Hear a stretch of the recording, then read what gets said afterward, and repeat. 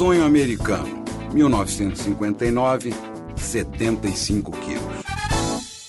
Fulminado por um câncer na próstata, seu altivo resistiu poucos meses e morreu em fevereiro de 59, deixando Tim tristíssimo, mas também se sentindo mais livre para lutar por seu sonho de ir para os Estados Unidos.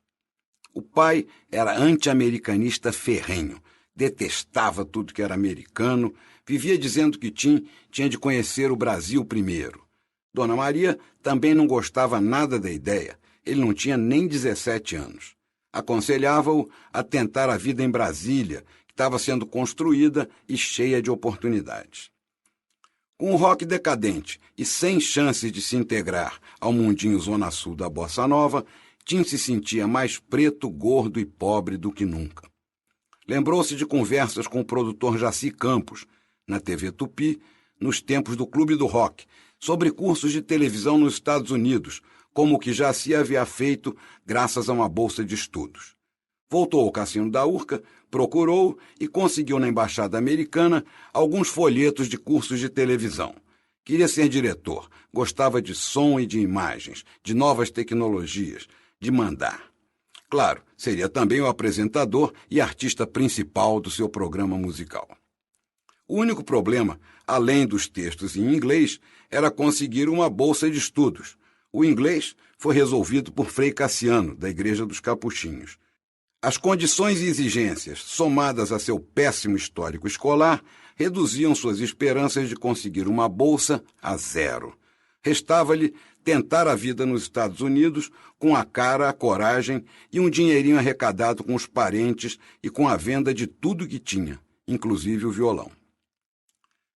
Certamente por intervenção da providência divina, a Arquidiocese do Rio de Janeiro conseguiu da agência de viagens Camilo Can grandes descontos para levar um grupo de sacerdotes e paroquianos aos Estados Unidos.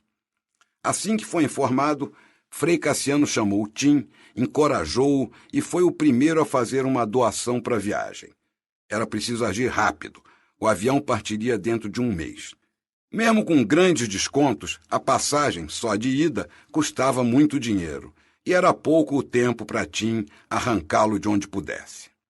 Começou uma campanha em casa e, durante 2 semanas, pediu qualquer dinheiro a qualquer pessoa que, por alguma obscura razão, se dispusesse a doá-lo ao ex-baterista dos Tijucanos do Ritmo.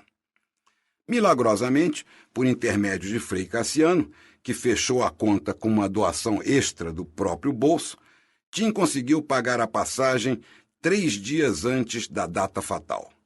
No Divino e nas Redondezas, o ex-marmiteiro anunciava a partida, se despedia e contava orgulhoso que faria um curso de televisão na New York University e moraria na casa de amigos de sua família, uma brasileira casada com um americano. Prometia apaixonadamente a Marlene que ficaria famoso nos Estados Unidos, ganharia dinheiro e mandaria buscá-la para que fosse operada com as novas tecnologias americanas e pudesse voltar a andar. Restava arranjar uma graninha para a chegada e para se aguentar nos primeiros dias. Na família, tinha conseguido 3 daquelas notas verdinhas de $1 que ele via pela primeira vez. Nas vésperas da viagem, encontrou Erasmo no Divino e ficou sabendo que a noite seria de chumbo grosso. Uma velha casa de cômodos na Rua do Matoso ia ser demolida. O último inquilino já havia saído, o pardieiro estava vazio e caindo aos pedaços. E como era muito antigo, todos os encanamentos eram de chumbo, e o chumbo valia 35 cruzeiros o quilo numa lojinha na Leopoldina. Não seria a primeira vez. Os garimpeiros de chumbo dividiam a casa por áreas e cada um ficava com a sua, para não ter briga. Só os canos de uma privada, tubos imensos de chumbo, garantiam 1 semana de vida mansa e, para os garotos pobres da Tijuca, farta. Depois daquela noite, toda a turma comprou roupas novas na Ducal e Tim conseguiu mais $9, trocando os cruzeiros do chumbo a peso de ouro numa joalheria da Doc Lobo. Achou que era pouco dólar para muito chumbo. No dia 13 de agosto, uma sexta-feira, com 16 anos, $12 no bolso e uma carta para a senhora Cardoso, sem falar uma palavra de inglês, Tim embarcou num quadrimotor do Lloyd Aéreo para uma longuíssima viagem até Nova York. Tim evitava pensar na crendice popular que atribuía mau agouro a presença de padres a bordo, talvez por ligá-los à expectativa de uma extrema-unção momentos antes da queda fatal. Afinal, eles seriam inevitáveis em um voo promovido pela arquidiocese. O dia já havia começado mal para ele no aeroporto do Galeão, quando chegara para o embarque. Despachou sua mala no balcão do Lloyd, despediu-se da mãe e dos irmãos e seguiu para a fila de embarque apenas com uma pasta de couro marrom, presente do irmão Antônio. Tinha recusado a ridícula maletinha de lona azul e fechecler oferecida pela agência de viagem, que dava um ar de excursão escolar ao grupo. Na sala de embarque, encontrou 3 padres e um bispo, todos com as maletinhas de lona da Camilo Kahn. Quando se encaminhava para a escada do avião, talvez por ser o mais jovem do grupo e o único que não carregava uma maleta azul, um dos sacerdotes lhe pediu que levasse a do bispo. E Tim subiu as escadas, bufando com a pesadíssima, talvez cheia de bíblias, maldita maleta azul do bispo. O voo foi atribulado, com o avião sacudido por fortes turbulências, pessoas vomitando, carrinhos de comida virando. Tim só se livrou da abominável maleta quando chegou a Nova York e o bispo entrou num táxi amarelo com os padres e se despediu. Obrigado, meu filho, que Deus o abençoe. Ia mesmo precisar. Ao contrário do que imaginara, sonhara e contara para todo mundo, não havia nenhuma família americana o esperando no aeroporto de Idlewild. De tanto contar em aumentar suas histórias, acabara acreditando nelas e estava profunda e sinceramente decepcionado por não haver ninguém à sua espera. Também não havia nenhum curso e nem qualquer amigo ou conhecido americano ou brasileiro, nem mesmo o frio que ele esperava encontrar no hemisfério norte. Estava um calor do cão, como na Tijuca em fevereiro, e um bafo quente o fazia suar em bicas e empapar a camisa e o paletó. Às 11 da manhã, Tim pegou um táxi e repetiu algumas vezes o endereço da senhora Cardoso, até que o motorista jamaicano o entendesse. Ou quase. 2 horas depois, ainda rodavam pelas ruas de Tarrytown, uma área do Brooklyn, a mais de 40 quilômetros de distância da cidadezinha de Tarrytown, no condado de Westchester, onde morava a senhora Cardoso, para onde o taxista o havia levado por engano ou sotaque. Desesperado, vendo o taxímetro disparar e seu coração acelerar, sem encontrar o maldito endereço, Tim acabou batendo boca com o motorista, cada um xingando em sua língua. Terminou de mala na mão, numa avenida do Brooklyn, louco de fome, de calor e de raiva, e com menos $7 no bolso. Estava em um ponto de ônibus com uma expressão tão apalermada e carente que atraiu a compaixão de uma senhora que esperava na fila e tentou descobrir de onde vinha e que estranha língua falava aquele jovem. Quando viu seu passaporte, foi até uma cabine telefônica e ligou 411 para informações. Escreveu um endereço no papel e colocou Tim num ônibus que cruzaria o East River e o deixaria a 2 quadras do Consulado do Brasil, na 5ª Avenida. E ainda lhe deu o dinheiro da passagem e explicou ao motorista onde ele deveria saltar. Tim cruzou a ponte do Brooklyn com o coração aos pulos e desceu na esquina da Rua 42 com a 5ª Avenida. Caminhou algumas quadras, olhando para cima, deslumbrado com a altura dos edifícios, assustado com a quantidade de carros na rua e de gente na calçada. Um brasileiro menor de idade, com $5 no bolso e sem ter onde ficar, era encrenca na certa. A política do vice-cônsul exigia repatriação imediata, explicou o funcionário simpático a um Tim apavorado, segurando o passaporte com as 2 mãos.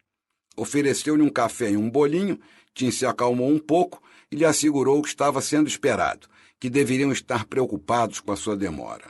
O funcionário escreveu 2 cartões, um com o endereço da senhora Cardoso em Tarrytown, e outro em inglês, dizendo quem ele era, de onde vinha e o apresentando à família.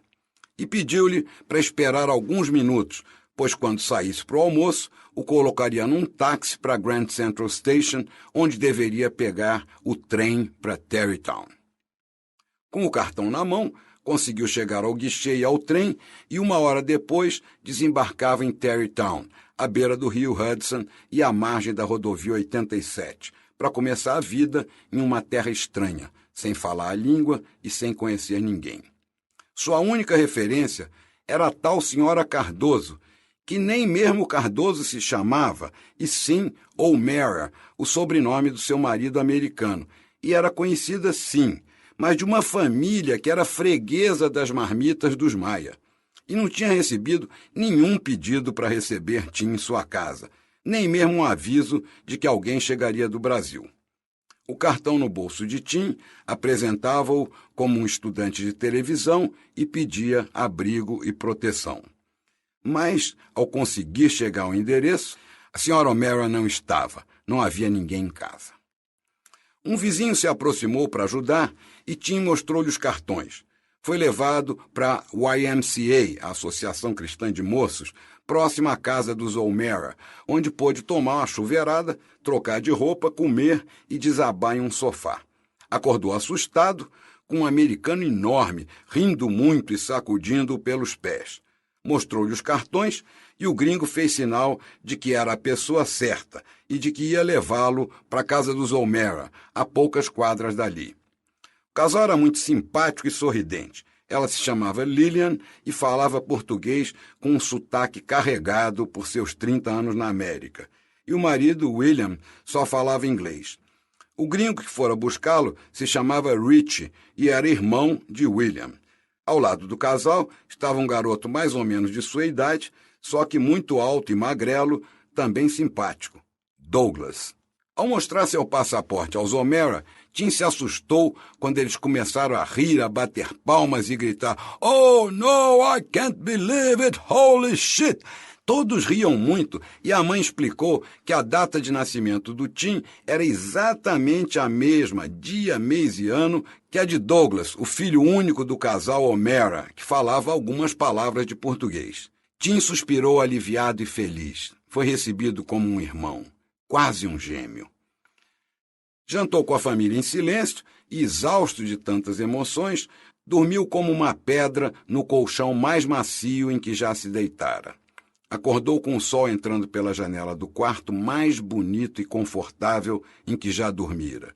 Tomou um longo banho, deu good morning à família e sentou-se à mesa para o seu primeiro breakfast americano.